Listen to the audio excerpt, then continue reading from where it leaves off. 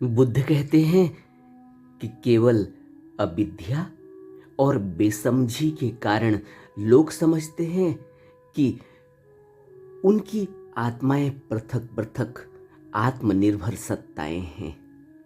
यानी हर व्यक्ति यह समझता है कि उसके अंदर कोई आत्मा है और उसकी आत्मा है, और दूसरा व्यक्ति यह समझता है कि उसके अंदर भी कोई आत्मा है, उसकी आत्मा है।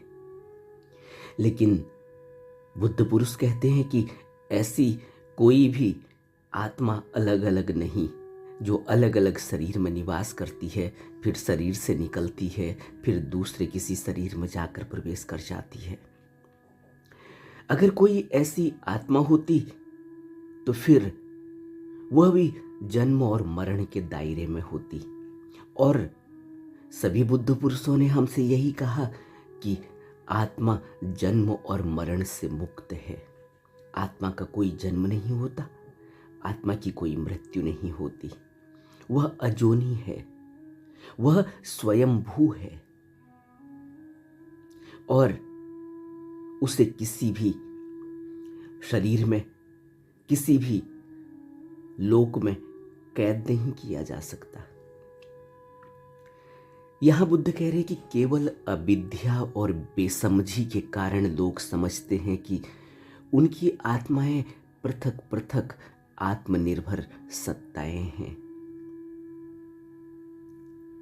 बुद्ध किसी ब्राह्मण को समझाते हुए कहते हैं कि ब्राह्मण, तू अभी भी आत्मा से चिपटा हुआ है, तुम्हें स्वर्ग की पड़ी है, तुम स्वर्ग में भी आत्मभोग की कल्पनाएं करते हुए रहते हो, इसीलिए तुम सत्य के यथार्थ दर्शन नहीं कर सकते, न उसका सुख स्वरूप ही देख सकते हो, और न यह देख सकते हो कि उसकी नित्यता क्या है।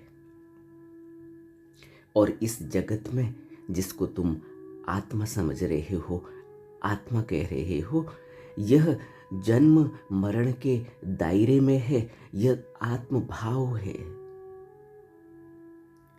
आत्मा और आत्मभाव। फिर बुद्ध आगे कहते हैं कि मैं तुम्हें निश्चयात्मक रूप से कह सकता हूं कि तथागत मृत्यु की शिक्षा नहीं देते, बल्कि जीवन की शिक्षा देते हैं, और तुम मृत्यु और जीवन में भेद तक नहीं कर सकते। और जहां तक इस शरीर की बात है, यह शरीर तो नश्वर है,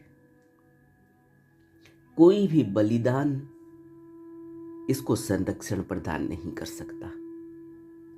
इसलिए समझदार व्यक्ति वही है जो चैतसिक सुख की तलाश करता है, चैतसिक सुख जो सत्य में प्रतिष्ठित, जो अमृत की तलाश करता है। और जहां सत्य का उदय होगा, वहां से यह आत्मभाव स्वयं ही लुप्त हो जाएगा। इसलिए अपने मन को सत्य में प्रतिष्ठित करो, सत्यनिष्ठ हो जाओ, और जो सत्य में निष्ठ हो गया, जो सत्य में प्रतिष्ठित हो गया, वह सदैव जीवित रहेगा। तुम सत्य में सदैव जीवित रहोगे। आत्मार्थ, आत्मभाव मृत्यु है और सत्य जीवन है। आत्मदृष्टि से चिपटे रहना लगातार मरण का कारण बनता है, और सत्य की ओर अग्रसर होना अनंत जीवन स्वरूप निर्वाण की उपलब्धि है। बुद्ध की इन बातों को ब्राह्मण समझ नहीं पाया। तब बुद्ध ब्राह्मण से कहते हैं कि ब्राह्मण, यह जो शरीर है और यह जो मन है, यह दो अलग अलग सत्ताएं हैं, नाम और रूप, और यह एक दूसरे के बिना कुछ भी नहीं। अगर मन न हो तो शरीर कुछ भी हरकत नहीं कर सकता, शरीर कुछ भी काम नहीं कर सकता। और अगर मन हो, शरीर न हो, तो मन शरीर के बिना कुछ नहीं कर सकता। इसलिए यह दोनों ही, शरीर और मन, ऐसे ही है जैसे एक अंधा और एक लंगड़ा व्यक्ति। अंधा व्यक्ति चल नहीं सकता, यह मन अंधा व्यक्ति की तरह है। यह मन चल नहीं सकता क्योंकि इसकी आंख नहीं। और लंगड़ा व्यक्ति चल नहीं सकता क्योंकि उसके पांव नहीं। इसलिए जब यह दोनों मिलते हैं, एक लंगड़ा और एक अंधा, तो अंधे व्यक्ति को लंगड़ा व्यक्ति, लंगड़े व्यक्ति को अंधा व्यक्ति अपने सर पर बैठा लेता है। अब लंगड़ा व्यक्ति चल नहीं सकता, लेकिन लंगड़ा व्यक्ति देख सकता है। और लंगड़ा व्यक्ति देखता है और अंधा व्यक्ति चलता है। अंधा व्यक्ति के पास पांव हैं, आंख नहीं है। और आंख का काम करता है लंगड़ा व्यक्ति, उसके सर पर बैठ जाता है। और फिर इस तरह से ये यात्रा चलती है। इस तरह अंधा और लंगड़ा दोनों मिलकर अपनी यात्रा करते हैं। और अंधा और लंगड़ा जब मिलते हैं, तो अगर उनको कोई रास्ता बताने वाला न हो, कोई रास्ता समझाने वाला न हो, कोई उनका उद्देश्य न हो, तो वह चलते चलते ऐसे ही मर जाते हैं। अंधा और लंगड़ा, यह भी ठीक है कि अंधे के सर पर लंगड़ा व्यक्ति बैठ गया है, आंखें भी मिल गई हैं अब अंधे व्यक्ति को। लेकिन अगर रास्ता न हो, अगर रास्ता कोई बताने वाला न हो, तो फिर कोई उद्देश्य न हो, तो फिर कहां की यात्रा होगी। ऐसे ही कोल्हू के बैल की तरह घूमता है अंधा और लंगड़ा व्यक्ति, और कोल्हू के बैल की तरह घूम घूम कर अंत में शरीर छोड़ देता है। अंत में दोनों की मृत्यु हो जाती है और फिर दोनों फिर नए शरीर को खोजते हैं। क्यों? क्योंकि कोल्हू के बैल की तरह गोल गोल घूम रहे थे। कोई उद्देश्य नहीं था, कोई उद्देश्य को बताने वाला नहीं था, कोई समझाने वाला नहीं था, कोई रास्ता दिखाने वाला नहीं था। इसलिए बुद्ध कहते हैं, अत्ता ही अत्तनो नाथो को ही नाथो परोसिया। मनुष्य स्वयं अपना स्वामी है, अपना मालिक खुद है, कोई और नहीं। तथागत तो सिर्फ रास्ता बताते हैं, हमारे लिए चल नहीं सकते, हमें सहारा दे सकते हैं। और रास्ता लंबा होता है क्योंकि हमारा स्वभाव बिगड़ा हुआ है। इसलिए जितने प्रयास करेंगे उतने ही सुख शांति हमारे जीवन में आती जाएगी। एक बार बुद्ध से किसी ने पूछा था कि भंते, आपने विपस्सना ध्यान साधना से क्या पाया? बुद्ध ने जवाब दिया, कुछ भी नहीं। पाया तो कुछ भी नहीं, खोया बहुत है। वो व्यक्ति कहता है कि भंते मैं समझा नहीं, आपने और खोया?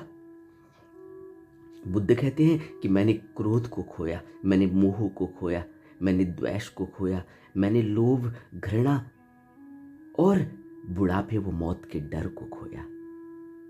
मैंने सब खोया।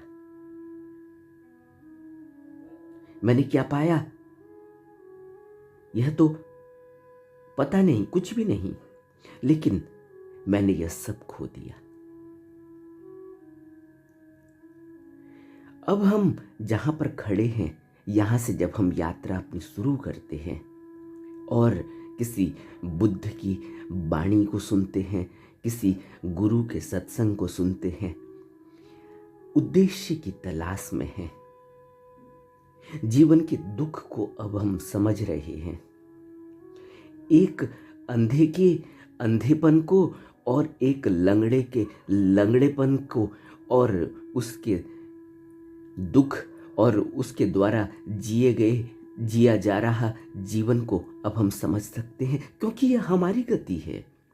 यह अंधा कौन है? यह हम हैं, यह हमारा मन है। और यह लंगड़ा कौन है? यह लंगड़ा हमारा शरीर है।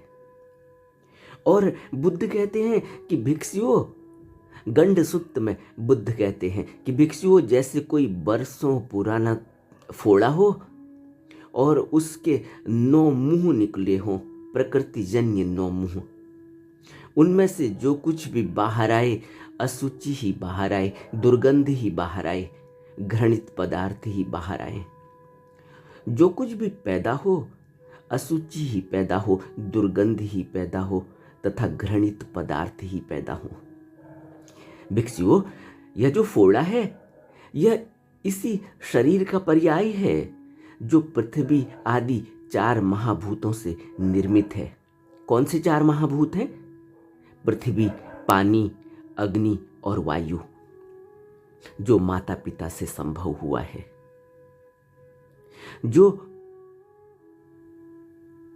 स्वभाव से अनित्य है, जो सुगंधियों से लीपा जाता है, जिसकी मालिश की जाती है, जो खंडित हो जाता है तथा जिसका विध्वंस हो जाता है। उस वर्ण के 9 मुंह हैं, प्रकृति जन्य 9 मुंह। ये 9 मुंह कौन से हैं? कभी आपने सोचा कि ये 9 मुंह कौन से हैं? यह 9 मुंह हैं 2 आंख, 2 कान और 2 नाक के सुराख, 6, 1 मुंह, 7 और 2 नीचे की इंद्रियां। यह 9 मुंह हैं इस प्रकृति जन्य फोड़े के। और उनमें से जो कुछ भी बाहर आता है अशुचि ही बाहर आती है, दुर्गंध ही बाहर आती है। कभी आपने सोचा? घृणित पदार्थ ही बाहर आता है। जो कुछ भी पैदा होती है अशुचि ही पैदा होती है, दुर्गंध ही पैदा होती है तथा घृणित पदार्थ ही पैदा होते हैं। इसलिए भिक्षुओं, इस शरीर के प्रति निर्वेद यानी वैराग्य प्राप्त करो। बुद्ध हमें समझाने की कोशिश कर रहे हैं कि इस शरीर के प्रति, इस लंगड़े व्यक्ति के प्रति इतना मोह, इतना लगाव, इतना प्यार, और इसके अंदर जो 5 इंद्रियां हैं, इन 5 इंद्रियों से इतना आनंद लूटने की कोशिश की जा रही है। मिलता कभी भी नहीं है, ही नहीं तो मिलेगा कैसे? एक लंगड़ा व्यक्ति जिसके पास पांव नहीं है, चल नहीं सकता, वह अपने डेस्टिनेशन में, अपने उद्देश्य तक पहुंचेगा कैसे? पांव ही नहीं है। और जो इसके पास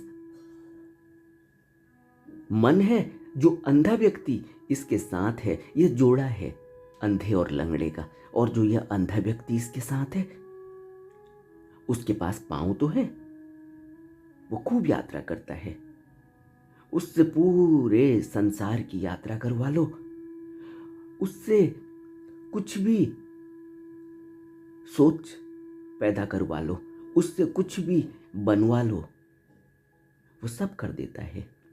लेकिन वो अंधा है, वह ऐसे ही शराबी की तरह कभी कहीं कभी कहीं, कभी इधर धक्के लग रहे हैं, कभी उधर धक्के लग रहे हैं, कभी नाली में गिर जाता है। वह एक पागल हाथी की तरह जहां भी जाता है वहीं विध्वंस करता है, वहीं तोड़फोड़ करता है। वह एक आवारा की तरह, एक भयंकर चक्रवात की तरह, जो जहां से उठता है और जहां को भी बढ़ता है वहीं सब कुछ तहस नहस कर देता है। ऐसा ही है यह अंधा व्यक्ति, यह मन। इसको कुछ भी पता नहीं क्यों अंधा है, लेकिन शरीर, उसके पास आंख है अगर, लेकिन वो लंगड़ा है, वो चल नहीं सकता। बगैर मन के, बगैर इस अंधे व्यक्ति के उसकी कोई भी, उसकी मजबूरी, वो चल नहीं सकता। इसलिए दोनों का संग साथ चाहिए और दोनों को यह एहसास होना चाहिए अपना कि मैं अंधा हूं और मेरे साथ जो है वो लंगड़ा है। अगर यह संग साथ हो भी जाए और यह पता न चले कि मैं अंधा हूं और दूसरा मेरे साथ लंगड़ा है, तब भी बात नहीं बनेगी। पता भी होना चाहिए कि मैं अंधा हूं और मेरे साथ लंगड़ा है।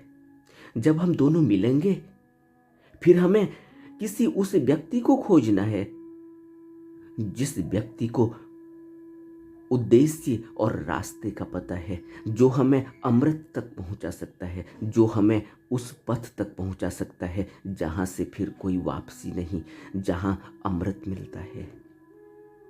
बुद्ध कहते हैं कि एक अमृत धातु है। एक ब्राह्मण ने प्रश्न पूछा था बुद्ध से कि मेरे को आपकी बातें समझ में नहीं आ रही हैं। तो बुद्ध ने कहा कि अच्छा मुझे तुम यह बताओ कि क्या कोई, वह कूटदंत था, वह जो ब्राह्मण था वह कूटदंत था। वो भगवान से कहता है कि भगवान निर्वाण कहाँ है?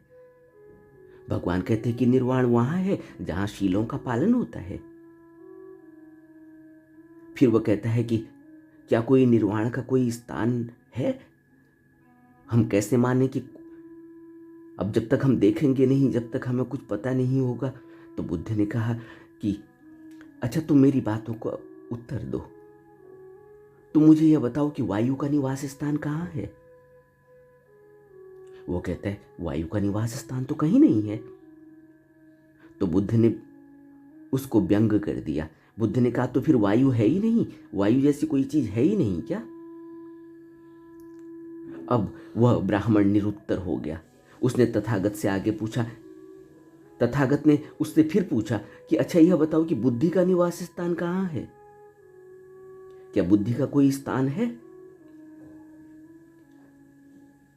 फिर ब्राह्मण ने उत्तर दिया कि बुद्धि का कोई निवास स्थान निश्चित पता नहीं चलता।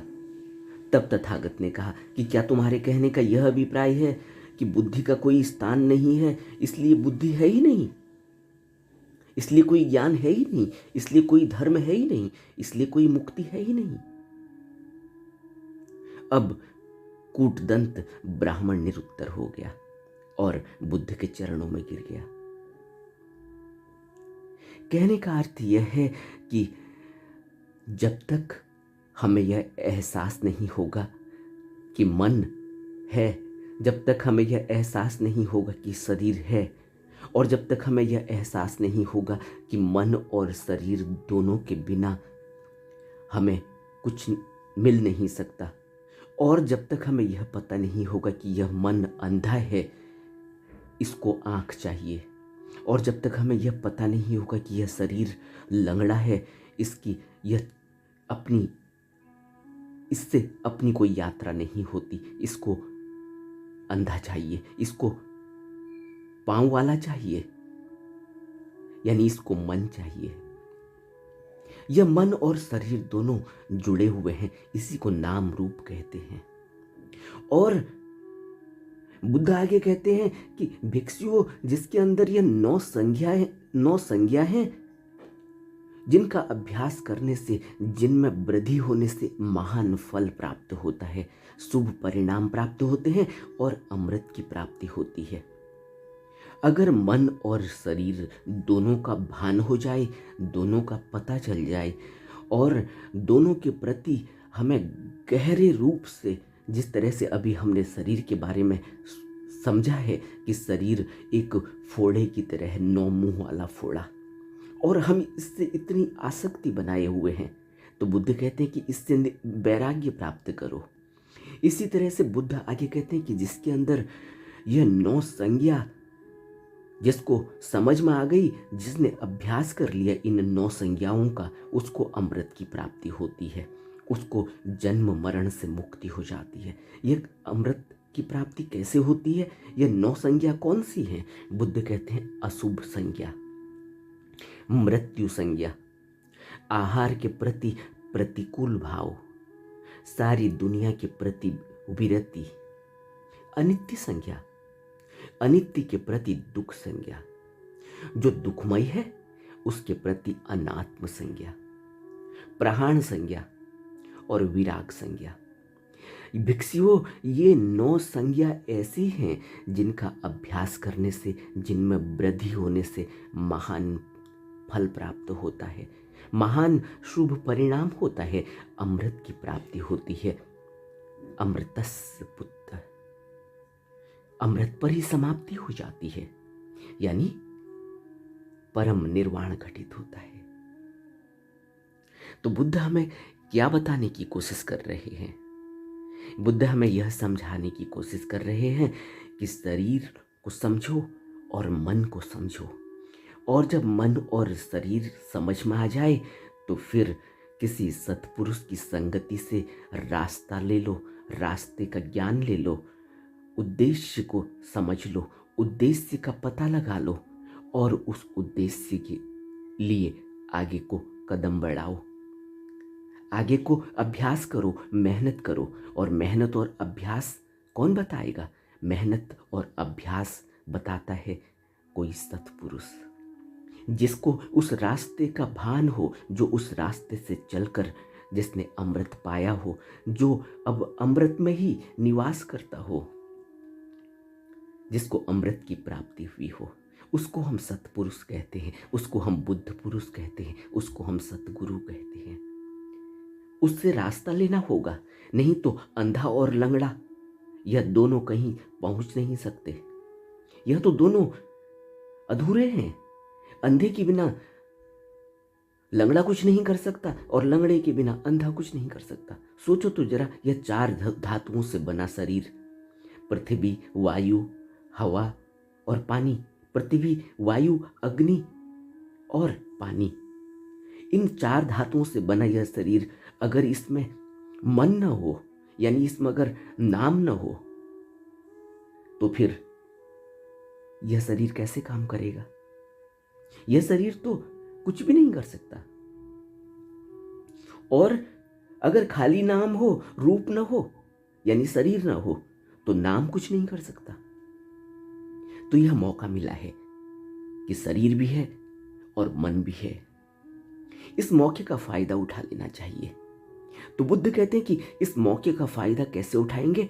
जब तक यह 9 संज्ञाएं हमारे अभ्यास में गहरे में नहीं बैठ जाएंगी, जब तक इन 9 संज्ञाओं का हमें बहुत गहरे में एहसास नहीं होगा, बहुत गहरे में यह 9 संज्ञाएं हमारे अंदर बैठ न जाएं, तब तक हम उस महान फल की प्राप्ति नहीं कर पाएंगे, तब तक हम अमृत की प्राप्ति नहीं कर पाएंगे। और ये 9 संज्ञाएं कौन सी हैं? जिसको अभी हमने बात करी कि अशुभ संज्ञा का एहसास होना चाहिए, मृत्यु संज्ञा का एहसास होना चाहिए कि जीवन में मृत्यु निश्चित है और किसी भी पल आ सकती है। एक छोटी सी कहानी है। एक बार 2 दोस्त जो एक साथ ही स्कूल पढ़ते थे, उसमें से फिर एक तो राजा बन गया और एक साधु बन गया। उसने दीक्षा ले ली और वह साधु के वस्त्र पहनकर अपने अभ्यास में लीन रहता। उसकी बड़ी ख्याति हो गई। लोग उस साधु को देश विदेश में सभी लोग जानते थे कि यह एक बहुत बड़ा साधु है, बहुत ज्ञानी है और इसने अपने को जीत लिया है। और जो राजा बन गया वह प्रजा के ही बारे में सोचता रहता कि प्रजा के लिए किस तरह से वो ज़्यादा से ज़्यादा उनको सुख दे सके, उनको किसी भी चीज़ की कमी ना हो और उनको कोई दुख ना हो, कोई भी बाहरी आक्रमणकारी आकर उसके राज्य में घुसपैठ न कर दे। वो उसने अपने चारों तरफ से अपने राज्य को घेर रखा है सैनिकों के द्वारा, और सारी सुख सुविधाएं उसने अपनी प्रजा को दे रखी है।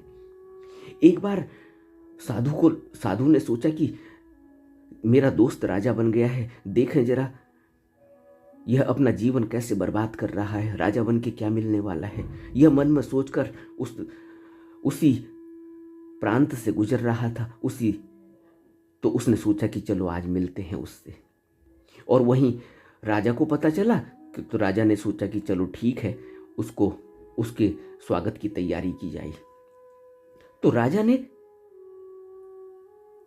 जानबूझकर जिस रास्ते से उसने आना था, साधु ने उस रास्ते पर कीचड़ भरवा दी।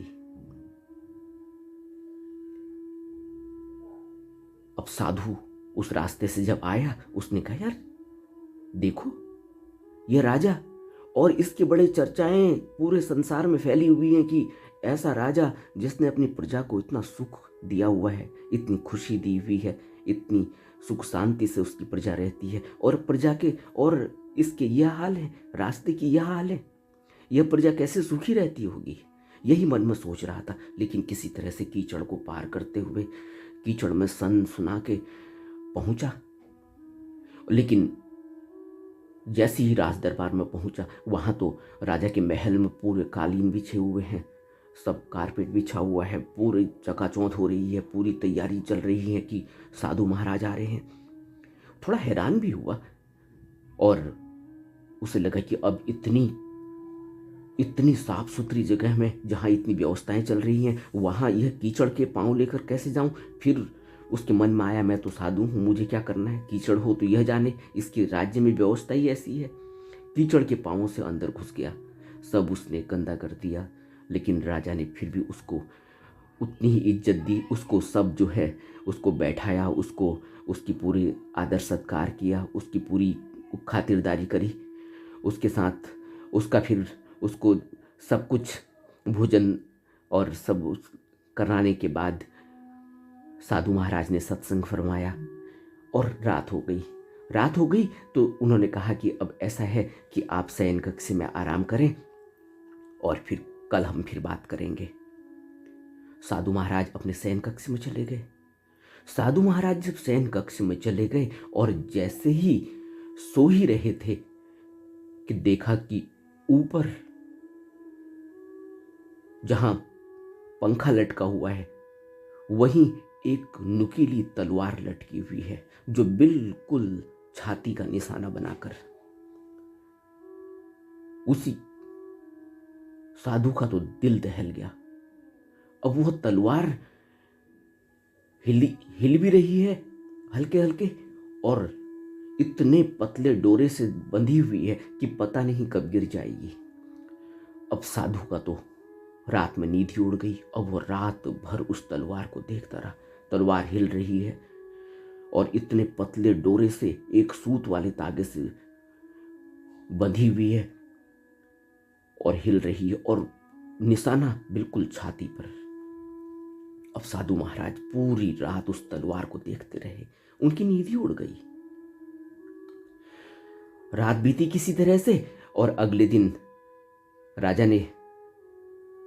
राजा से मिलना हुआ। राजा ने कहा कि कैसा रहा, रात में नींद कैसी रही। उसने कहा रात में नींद तो नहीं आई, क्योंकि उस शयन कक्ष में एक बड़ी विचित्र घटना आपने बना रखी थी कि वहां तलवार लटक रही थी। यह मेरी बात समझ में नहीं आई कि वह तलवार बिल्कुल छाती पर। तो राजा ने कहा कि वह मेरा शयन कक्ष है, मैं वहीं आराम करता हूं, मैं रात में वहीं सोता हूं। अब साधु के दिमाग में बात घूमने लगी कि जो वहीं सोता है, और यह बात इतनी घर घर गई कि साधु के तो बिल्कुल पसीने पसीने पूरी रात। साधु ने कहा फिर आपको नींद आती है? तो राजा ने कहा कि मैं अपनी मौत को ऐसे ही देखता हूं कि किसी भी पल मेरी मौत आ सकती है,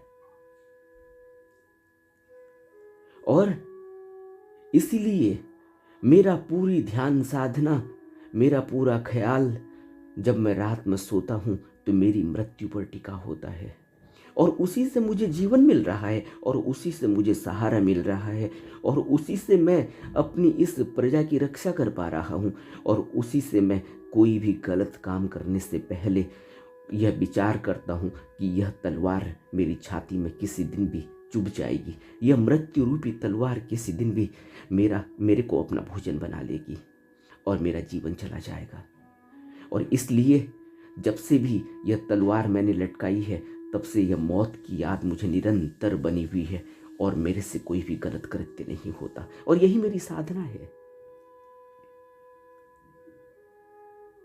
साधु महाराज तो अंदर ही अंदर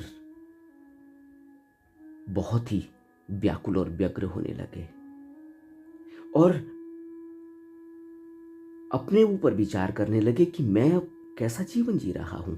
मैं एक साधु हूं, पूरी दुनिया में मेरे साधुता का डंका बजता है, लेकिन मेरी साधुता यह कि जब मैं आ रहा था और रास्ते में जो कीचड़ थी, उससे मैं इतना खिन्न हो गया और इतना दुखी हो गया। और यह व्यक्ति पूरी रात इस तलवार की नोक को देखते रहता है, यही इसकी साधना है। वह तो राजा के चरणों में गिर गया, लेकिन राजा ने किसी तरह से उसको संभाला और कहा कि आप मेरे से बड़े हैं, मेरी साधना तो अभी बहुत कच्ची है, और आपने तो पूरा संसार छोड़ा हुआ है। तो इस कहानी को बताने का मेरा अभिप्राय सिर्फ यह है कि जो बुद्ध इस संज्ञा सूत्र में कहते हैं कि भिक्षुओं, ये 9 संज्ञा ऐसी हैं जिनका अभ्यास करने से, जिनमें वृद्धि होने से महान फल प्राप्त होता है, महान शुभ परिणाम होते हैं और अमृत की प्राप्ति होती है। और इन 9 संज्ञाओं में बुद्ध ने सबसे पहले हमें अशुभ संज्ञा और मृत्यु संज्ञा रखी। यही मृत्यु संज्ञा के बारे में मैं आपको इस कहानी के जरिए बताने की कोशिश कर रहा हूँ कि मृत्यु की याद निरंतर बनी रहनी चाहिए। जिस भी व्यक्ति की, जिस भी साधक की मृत्यु की याद निरंतर बनी रही, उसके जीवन में कभी भी कोई भी गलत काम नहीं हो सकता, और वह स्वयं ही अपने हर पग को, अपने हर कदम को सिर्फ साधना की तरफ बढ़ाएगा, और अपने हर कदम को साधना करते हुए लक्ष्य की तरफ बढ़ाएगा। और लक्ष्य क्या है? बुद्ध कहते हैं कि अमृत की प्राप्ति होती है और अमृत पर समाप्ति होती है, यानी निर्वाण और परम निर्वाण। हमें बुद्ध के वचनों से अपने जीवन को बहुत ही अच्छा बना लेना चाहिए, निरंतर अभ्यास करते रहना चाहिए। नमो बुद्धाय।